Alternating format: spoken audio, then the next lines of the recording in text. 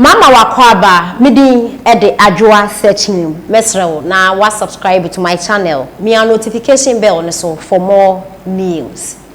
Ashanti region Asawase constituency eno omo etunkra we ede ama NDC ama yoku no omo nkra omo tu ina ne se eye owura Asiedu nketia na owura fifi kwati muna ensema ekoso Asawase na moye behind Mwanya careful so mwanya careful mwanya steady o ma pende da John Dramani Mahama 1% impo onye wa Ashanti region enyem na meka Michael Noka na adwento omo de ensem wo ina yeto dwane se eye Kesbin TV omo eye discussion na discussion omo ye no ena omo ekire se eye Asawase ejada ho edale butubutu na ye nim se Asawase so eye NDC seat and where them cry and people them between afa sa sitting in the moon to me and the more forget wo but me tell say me come akwa say e your honorable Mutaka ana kan no oye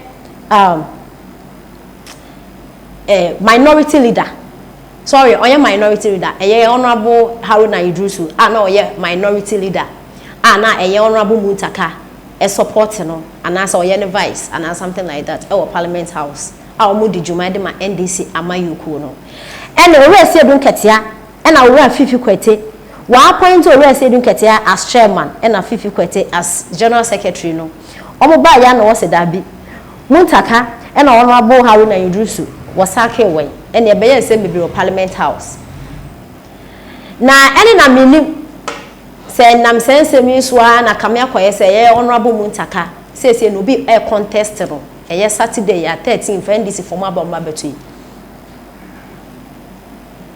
parliamentary no primaries no be a contest honorable Mutaka na ena youth ne chese mode honorable Mutaka de no na ye peno se mo ye mo adwen se mo de fufuru ba mo hu ne besi na wo sensem mu ana sensem e koso e wo Asawase ena Kesbin TV omo eye discussion e fa ho no omo e chese ida say honorable Mutaka ebeba ana say NDC enya Asawase seat no ana say NDC be lose e wo Ashanti region na ena NDC fo bin so ebe ma comment na dofo yentie ensem a Kesbin ana say Kesbin TV fo e de etu dwenam so a Asawase youth ni be ebe ma sa comment.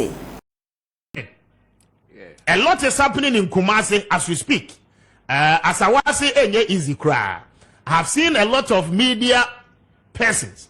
A woman air company. God, your friend say Masaudu. Mubarak.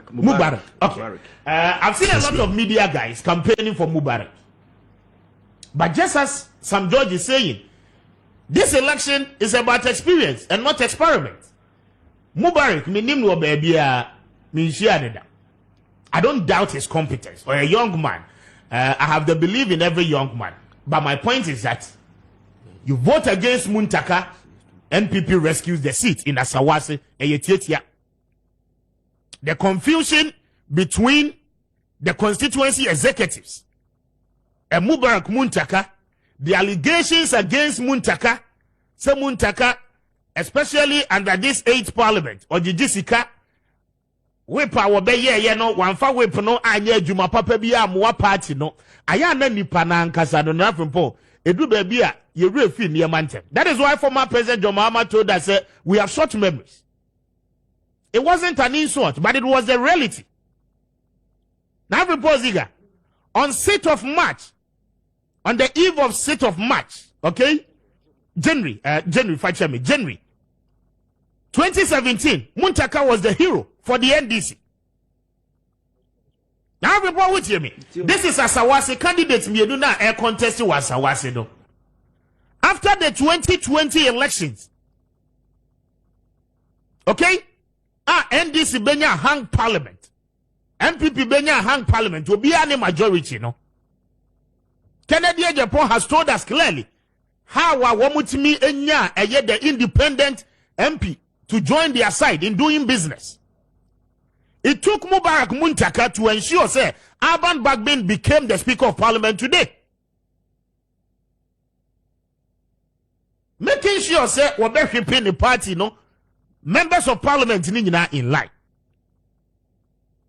hotel a wo organize ye hari na idrusu mo mobilize ye e di MPs ni nyina ko share baby whipping them in line talking to them overnight and ajono wo mobilize buses VIP buses efa MPs ni nyina from the hotel to the Chamber of Parliament. Okay, on the eve of 7th January 2021 now we shan tokwa a course in the chamber. Carlos Ahenkra issuing ballot papers any adiyena. At the end of the day, Mutaka Mubarak ensured say we're whipping the MPs in line. This is the first time in history under this Fourth Republic. A Speaker of Parliament is from the minority party. It has never happened. It took the effort of this man. What our Kodia, Nadavimpo, Nua Yinimrika. I mean, this is an affable man. I do not care about Enzema Mokadefad who onye madamfo. Okay? I mean, yes, it is good. Samubenya new face to represent Asawase. No two ways about it. Baby Asawase Mutaka Edimo standard aba bedru no any person or baby be abekwa backbencher. We are first time we are backbencher. Okay? Party need to take a decision that you not be considered. The leadership of the party in parliament. One more take a decision we and one more be catch them say. Leadership in parliament are taking such a decision. As I was saying, you have every right and opportunity to choose. Samubema Mutaka, even though on your whip will be, but there is no way. And this minority now what parliament they say they better take a decision. Among the members of parliament, the view of Mutaka will never be sought.